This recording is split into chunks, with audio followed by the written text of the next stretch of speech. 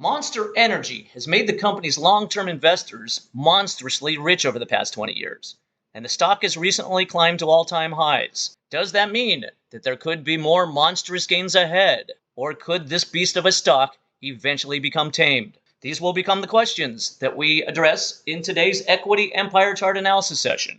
My name is John McHugh. I'm a former Wall Street analyst, hedge fund manager, and independent trader for the better part of 20 years. Today, I'm going to be taking a look at Monster Beverage Corporation, the parent to Monster Energy. Symbol is MNST. And when we take a look at the chart, we're simply going to be looking for two things. What is the direction of the trend? And are there clues as to where the big money might be stacked up trying to buy at a discount? So step one, let's assess the trend. We'll simply look for the two most recent highs and the two most recent lows. So from high to low, low to high, high to low, we'll notice that as the highs move from left to right, they're moving higher. And as they move from left to right, the lows are also moving higher. And that's the definition of an uptrend. So Monster's definitely in an uptrend. So the next step we'll do is we'll take a look for support levels for potential balance trades or discounted entry prices for long-term positions. There is a support level. Our first support level is right here in the 60.64 to 60.04 price range. There's another support level right here in the 58.85 to 57.89 price range. There's another support level below that right here, the 57.51 to 56.92 price range. And then you have this nice looking support level down here in the 54.90 to 54.07 price range. So 4 support levels to consider for either a potential balance trade or a discounted entry price for a longer term position.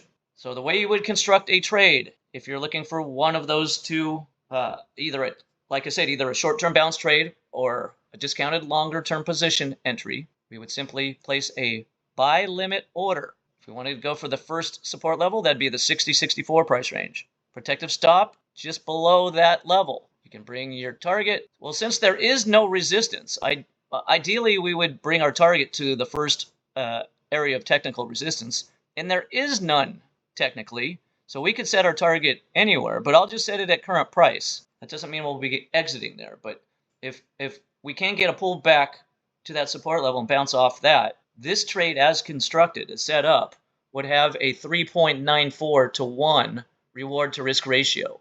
So in other words, for every $100 worth of risk you take in that trade, you could ultimately or potentially make $394. So the trade would look something like this. You would wait patiently, and maybe Monster just keeps heading higher. And maybe we just don't get that pullback to any of these levels. And if that's the case, we simply won't lose anything.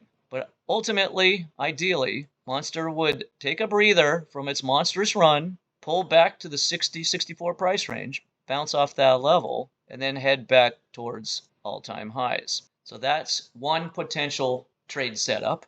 If you wanted to do the same thing with any of these other 3 levels, you could do that. And each one of those levels would have a greater reward to risk ratio, but they would have a lower probability of actually getting filled. So those are the 2 things you want to balance. You want to balance what is your reward to risk ratio and what is the probability that price is even going to pull back to the level you're considering for your entry. So let's wrap up today's session, folks. Hope you enjoyed the session. I'll be back each day this week for more chart analysis.